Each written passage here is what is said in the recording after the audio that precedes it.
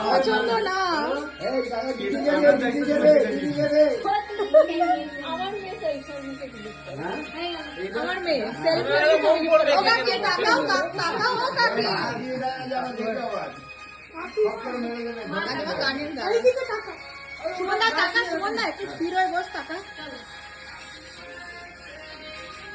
কাকুর কাজ হচ্ছে কাটা কেটে দিয়েছে, খাওয়ার দায়িত্ব আমার না।